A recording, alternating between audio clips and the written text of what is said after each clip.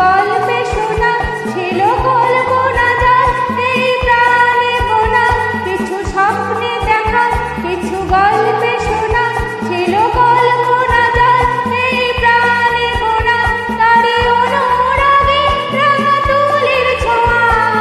নাও বলে নয়ন পথে আজ মন চেয়েছে আমি হারিয়ে যাব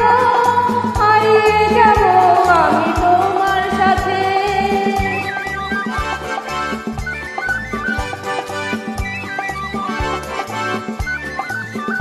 তুমি ভাসাও আমার এই চলার স্রোতে,